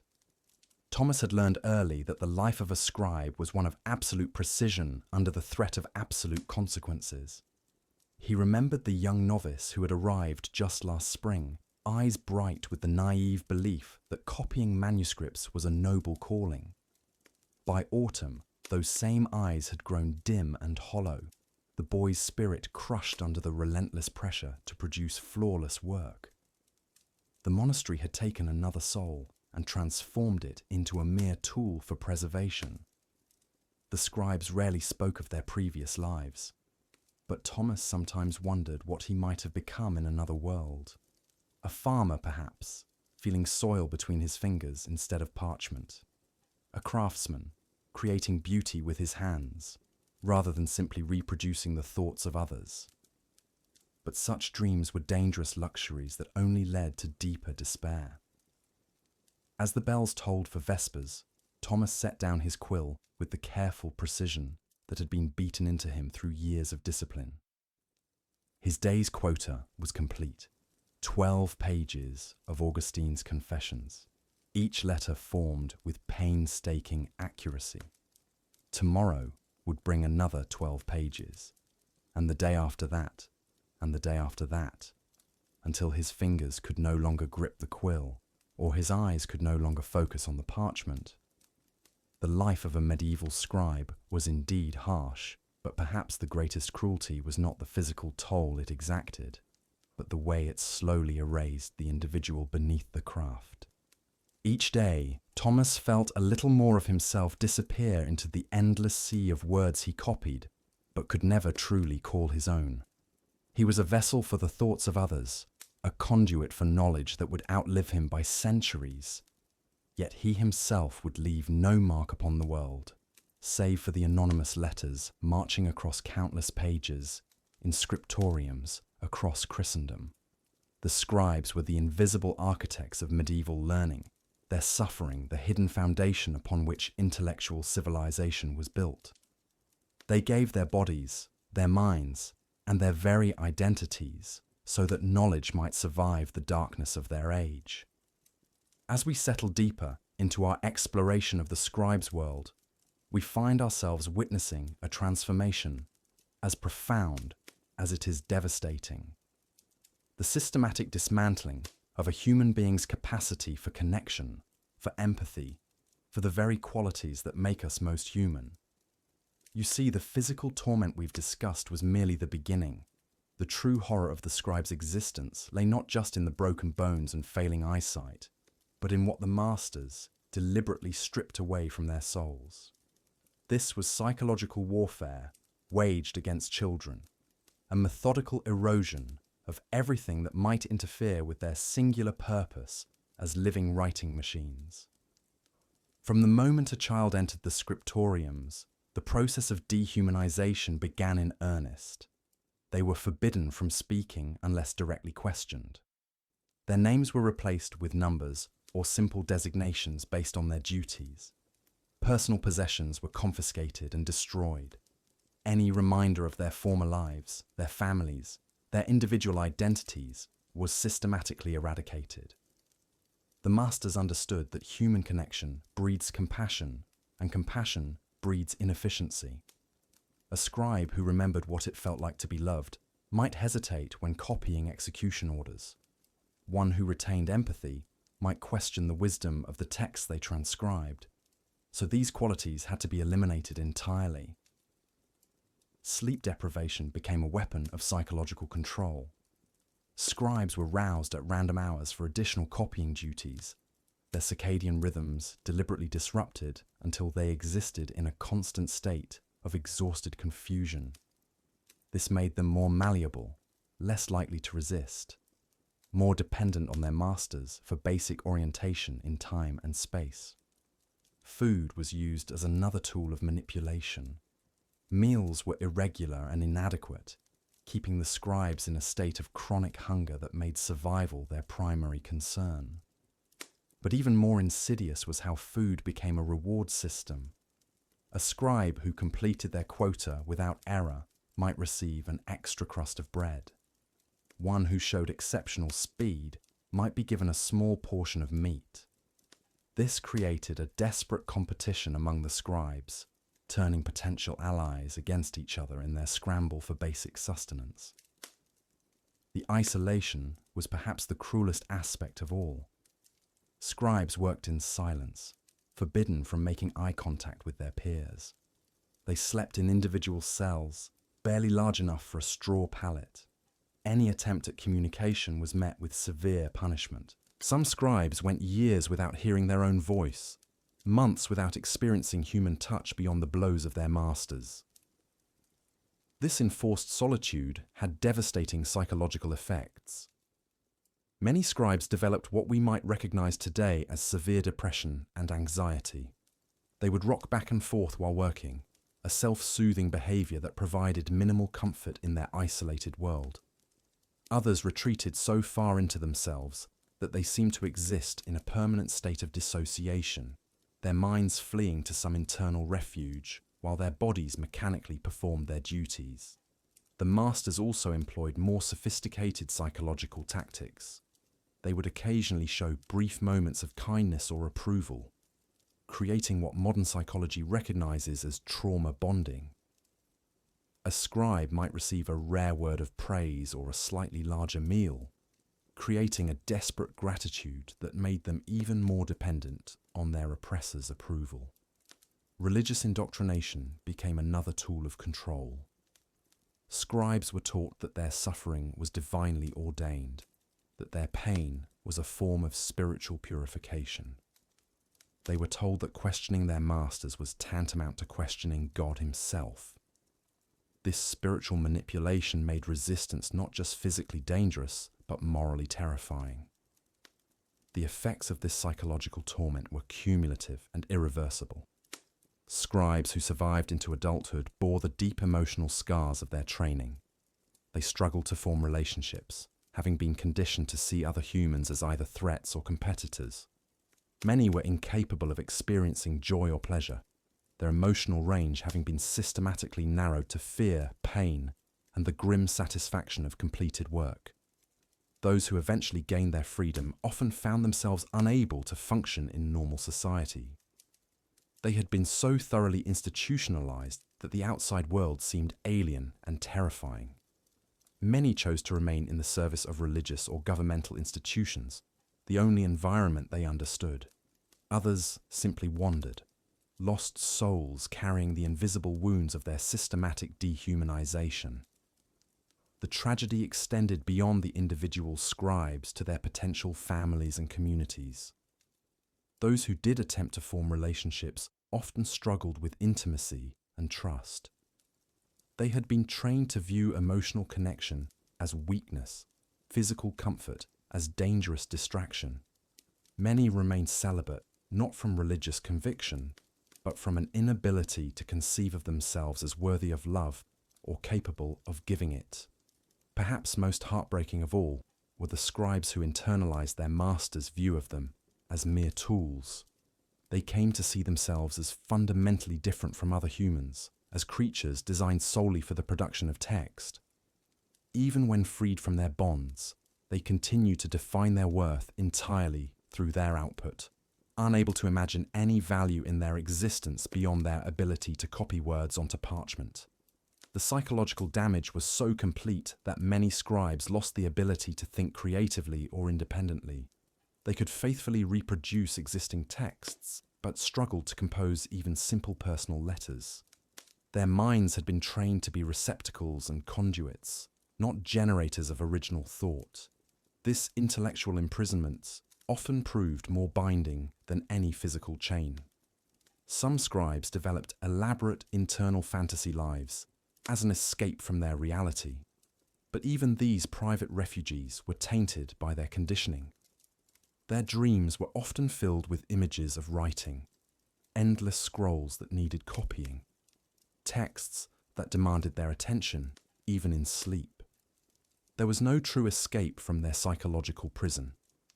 The master's success in creating these broken beings was a testament to their understanding of human psychology, even if they lacked our modern terminology for it. They had created the perfect scribes, humans stripped of humanity, minds honed to a single purpose, beings who existed solely to serve the information needs of their superiors.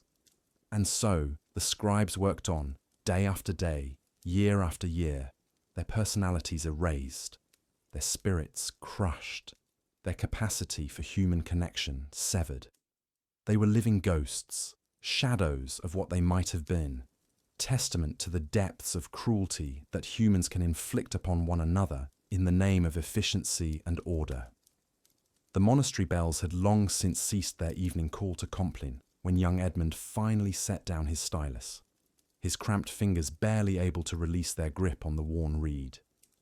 The single candle that had been his companion through another grueling day of copying sacred texts flickered dangerously low, casting dancing shadows across the vellum pages that bore witness to his labour. His shoulders ached with a bone-deep weariness that seemed to penetrate his very soul, a constant reminder of the hunched position he maintained from dawn until well past dusk. Edmund was barely 14, yet his hands already bore the telltale signs of a life devoted to the scribal arts. His fingertips were stained a permanent brown from the oak gall ink, the caustic mixture having long ago eaten away at his skin until it remained perpetually tender and raw. His right index finger, worn smooth from years of gripping writing instruments, trembled involuntarily as he attempted to flex it. The muscles in his forearm burned with the familiar fire that came from maintaining the precise, controlled movements required for the careful formation of each letter. But it was not merely the physical toll that weighed so heavily upon the young monk's spirit. In the scriptorium of St. Dunstan's Abbey, where Edmund had been delivered as a mere child of 7, the pursuit of knowledge came at a price that few outside these hallowed walls could comprehend. The boy had learned early that the preservation of learning, the sacred duty of copying the wisdom of the ancients, demanded nothing less than the complete surrender of one's humanity to the relentless demands of perfection. Master Aldrich, the Abbey's chief scribe and Edmund's instructor, was a man whose devotion to his craft had long ago consumed any vestige of compassion that might once have resided in his heart. A towering figure with eyes like chips of flint, he moved through the scriptorium with the silent grace of a predator, ever watchful for the slightest deviation from the exacting standards he demanded. His mere presence was enough to cause even the most experienced scribes to tense with apprehension, their hands growing unsteady under his penetrating gaze. For Edmund, who had shown remarkable aptitude for the scribal arts despite his tender years, Master Aldrich's attention was both a blessing and a curse. The boy's natural talent for forming letters with mathematical precision had marked him as one destined for greatness within the monastic community. Yet this same gift had also made him the target of increasingly brutal instruction, as the master sought to forge his promising pupil into an instrument of absolute perfection. The day's lesson had been particularly harrowing.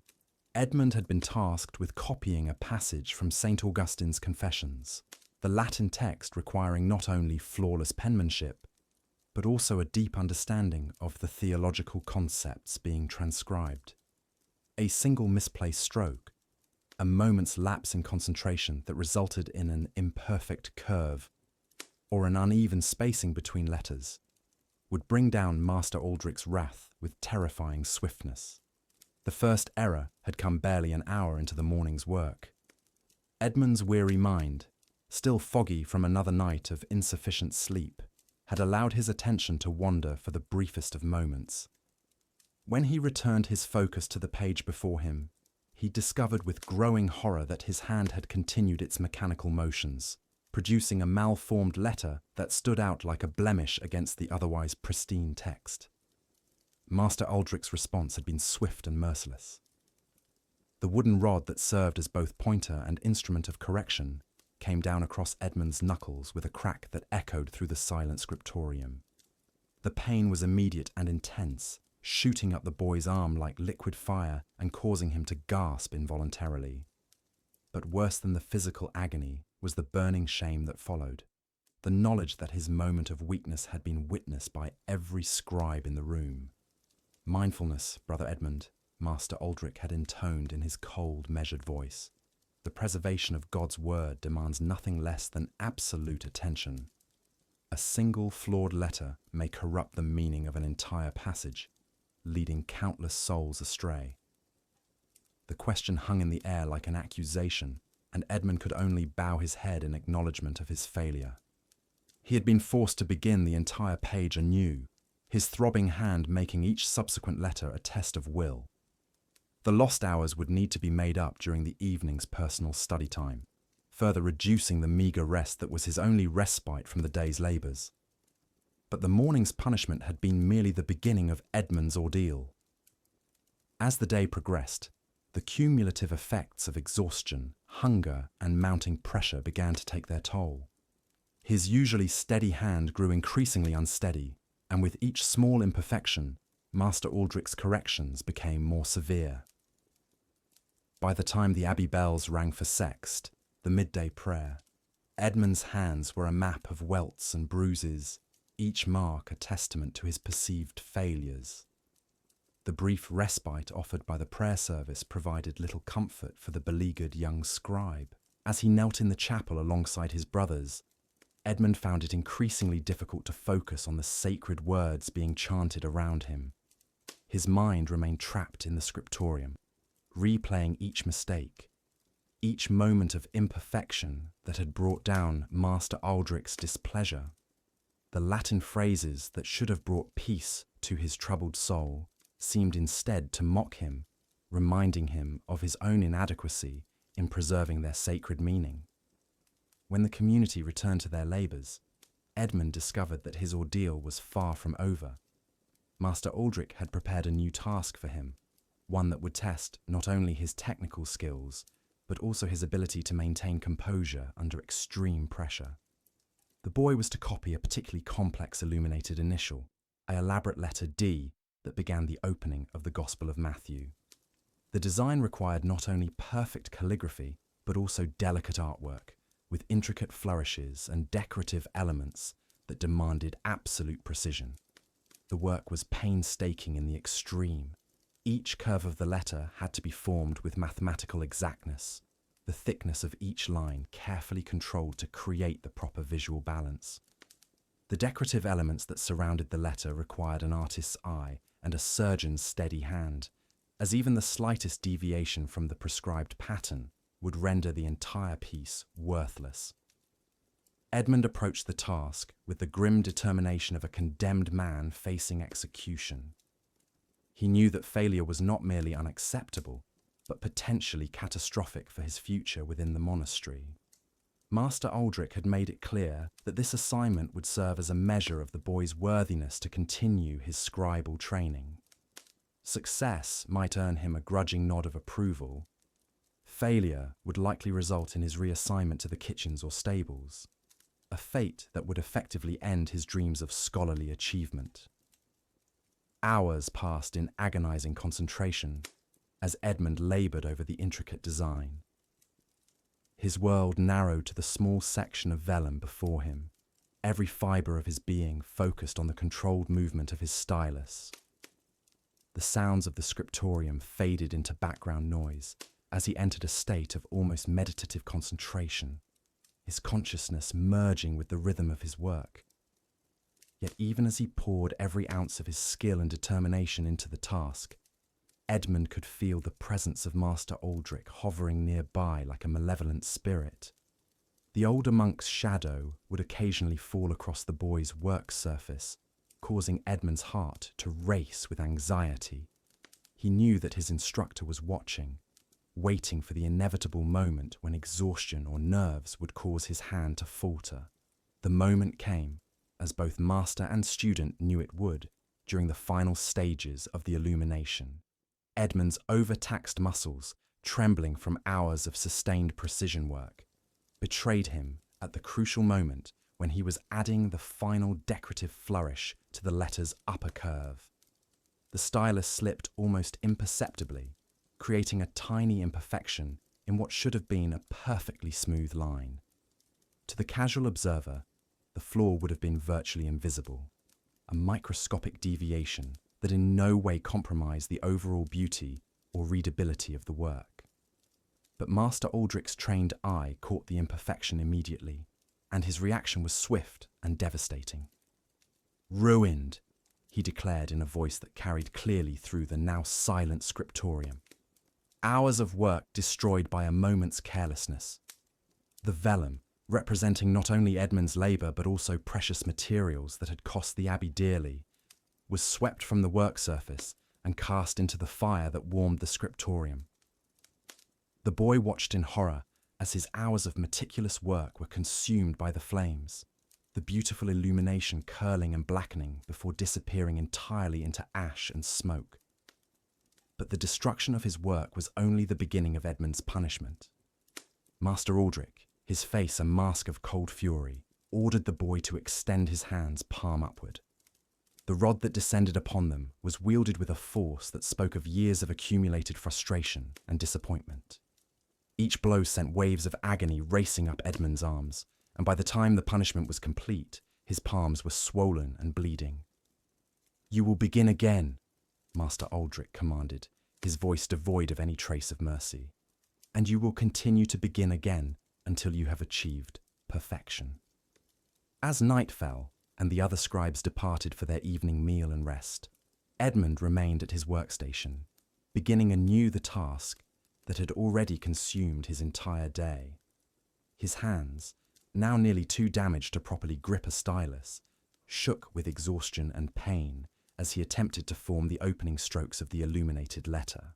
Each movement sent fresh waves of agony through his battered fingers, yet he dared not pause or show any sign of weakness. The solitary candle that lit his work grew shorter as the hours passed, its flickering flame creating an ever-changing pattern of light and shadow across the vellum surface. In the distance, Edmund could hear the faint sounds of his brother monks preparing for sleep. Their voices a reminder of the normal rhythms of monastic life from which he had been excluded by his failure. Hunger gnawed at the boy's stomach, a constant reminder that he had missed both the evening meal and the small portion of bread and weak ale that served as the community's simple supper. But Master Aldrich had been clear that there would be no food, no rest, no respite of any kind until the task was completed to his satisfaction.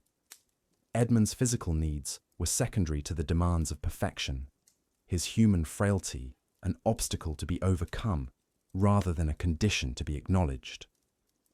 As the night wore on, Edmund's world contracted further still, until nothing existed beyond the small circle of candlelight that illuminated his work. His consciousness became a narrow beam focused entirely on the movement of his stylus, his entire being dedicated to the formation of each perfect curve and line. The pain in his hands gradually transformed from a sharp, immediate agony to a dull, throbbing ache that seemed to penetrate his very bones. Yet even as his body rebelled against the continued abuse, Edmund's mind began to achieve a strange clarity. The exhaustion and pain that should have clouded his thinking instead seemed to strip away all extraneous thoughts, leaving only the pure essence of his craft. Each letter that emerged from his damaged hands was formed with a precision that bordered on the supernatural, as if his suffering had somehow elevated his abilities beyond their normal human limitations. The illuminated letter that slowly took shape beneath his stylus was a thing of extraordinary beauty, its elegant curves and intricate decorations flowing together in perfect harmony. Despite the agony that accompanied each stroke, Edmund found himself entering a state of almost transcendent focus, his consciousness merging with the ancient words he was preserving for future generations. It was in this moment of supreme concentration that Edmund began to understand the true nature of the scribal calling. The physical suffering, the brutal discipline, the complete surrender of personal comfort and desire were not merely obstacles to be endured, but integral parts of a transformative process. Through pain and sacrifice, the scribe was forged into something more than human, becoming a vessel through which divine knowledge could flow into the world.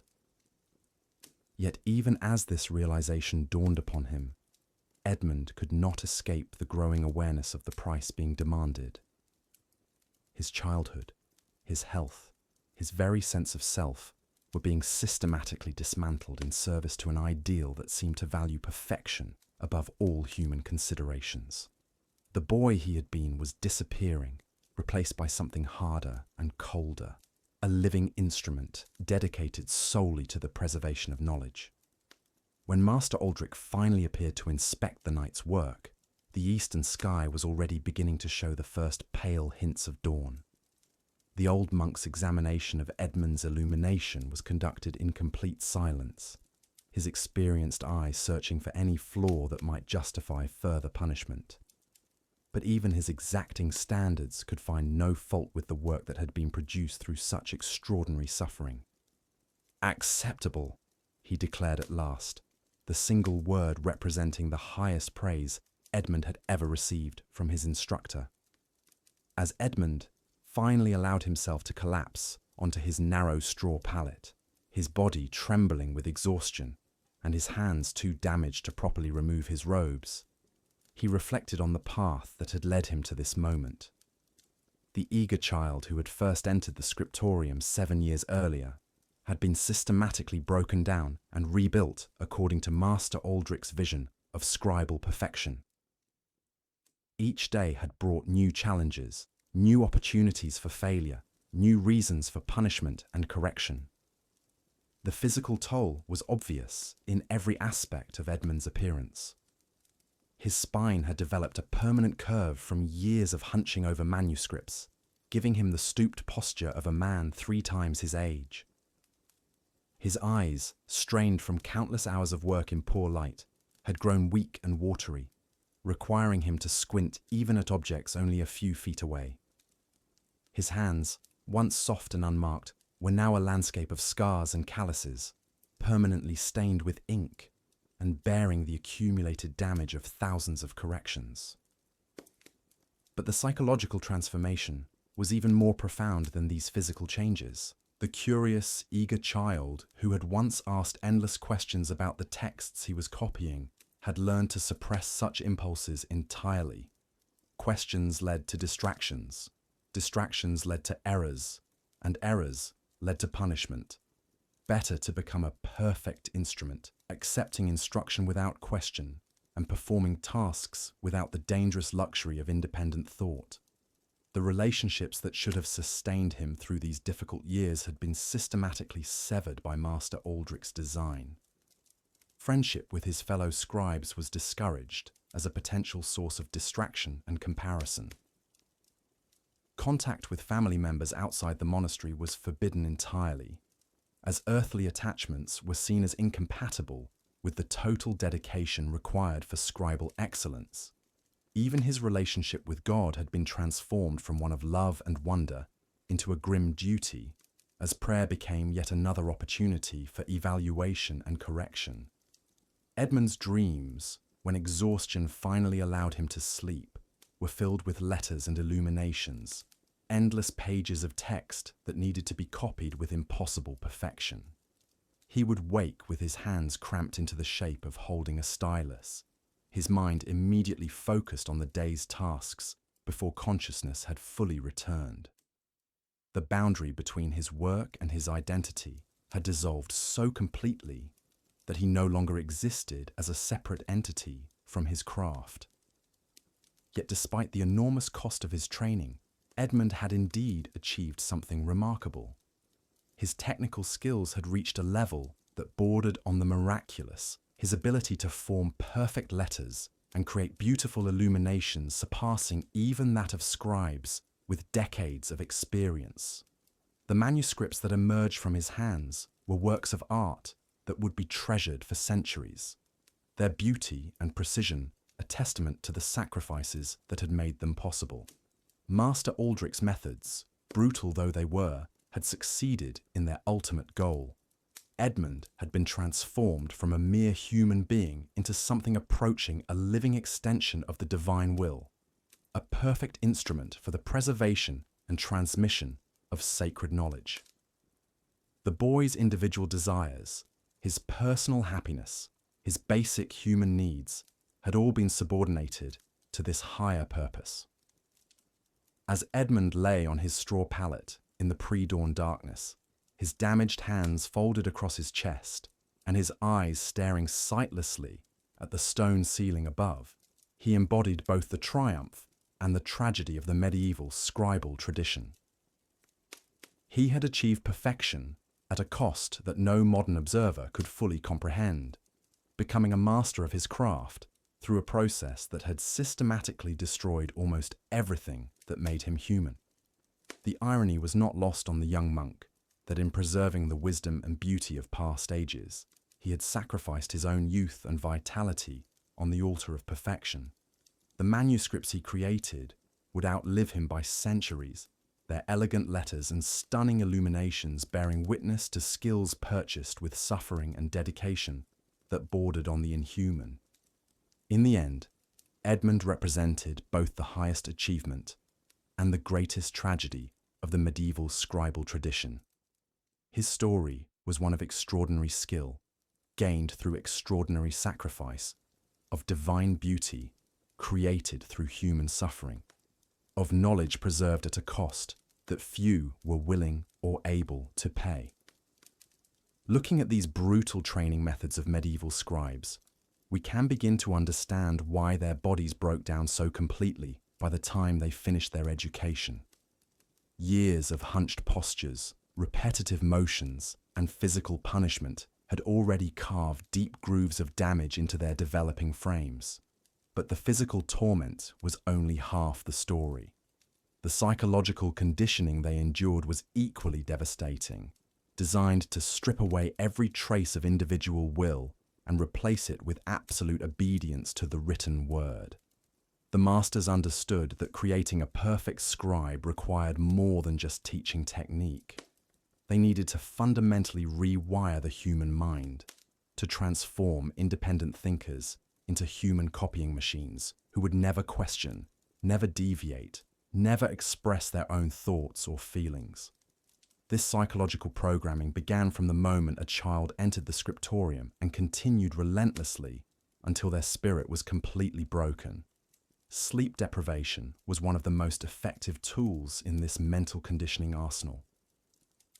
Scribes were routinely kept awake for 18 to 20 hours at a time, their minds foggy with exhaustion as they struggled to maintain perfect letter forms. This wasn't accidental cruelty, but calculated psychological warfare. When the human brain is deprived of adequate rest, it becomes highly susceptible to conditioning and loses much of its capacity for independent thought. The masters would use these periods of extreme fatigue to drill their lessons deeper into the scribe's consciousness. "You are nothing but an instrument," they would chant as the exhausted students swayed over their writing tables. Hour after hour, these mantras were repeated until they became the scribe's internal voice, drowning out any remaining sense of personal identity. Isolation was another crucial component of the psychological breaking process. Scribes were forbidden from forming close friendships or maintaining connections with their families. They lived in a world of enforced silence, communicating only through hand signals and written notes when absolutely necessary. This social deprivation created a profound loneliness that made them even more dependent on their masters for any human connection. The masters carefully controlled every aspect of the scribes' emotional lives. Laughter was forbidden as a sign of frivolity that distracted from sacred work. Tears were seen as weakness that contaminated the purity of the text. Even expressions of wonder or curiosity about the content they were copying were ruthlessly suppressed. The scribes learned to maintain blank, expressionless faces no matter what they encountered in their manuscripts, becoming living masks with no inner life visible to the outside world. Perhaps most insidiously, the masters used the scribes' natural love of learning against them. Many of these young people had entered the scriptoriums with genuine intellectual curiosity, drawn by the promise of working with books and knowledge. But they quickly learned that curiosity was their enemy. Questions about meaning, requests for explanation, or expressions of interest in the content they copied were met with savage beatings and public humiliation. One particularly cruel technique involved giving scribes texts that contained deliberately shocking or disturbing content, then punishing them severely if they showed any emotional reaction. They might be forced to copy detailed accounts of torture, graphic descriptions of plagues, or theological arguments that challenged everything they believed. The masters watched carefully for any flicker of response, any sign that the scribe was thinking about what they wrote, rather than simply mechanically reproducing symbols. The goal was to create what the masters called perfect emptiness, a mental state where the scribe's consciousness was completely divorced from the act of writing. They wanted human photocopiers who could reproduce any text with flawless accuracy while remaining mentally and emotionally untouched by its content. This required breaking down the natural human tendency to process and react to information, replacing it with purely mechanical responses. The indoctrination extended far beyond the scriptorium walls. Scribes were taught elaborate rituals and prayers that reinforced their subservient status. They would spend hours each day chanting about their unworthiness, their dependence on divine guidance, and their obligation to serve the written word without question. These religious exercises weren't about genuine spirituality, but about psychological programming designed to eliminate any sense of personal agency or self-worth. Food was used as another tool of psychological control.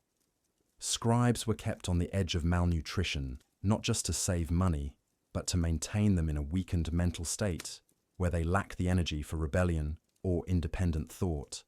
The constant hunger created a fog of mental confusion that made them more compliant and less likely to question their treatment.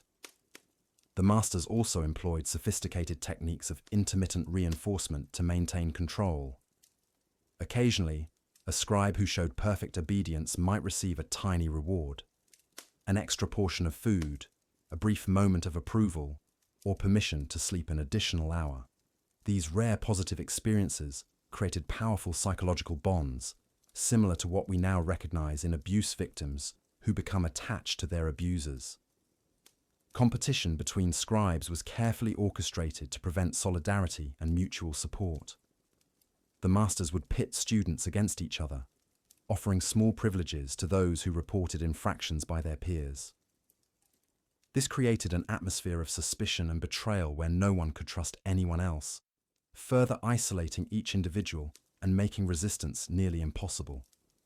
The breaking process was considered complete when a scribe could work for hours without any awareness of themselves as a separate entity from their task.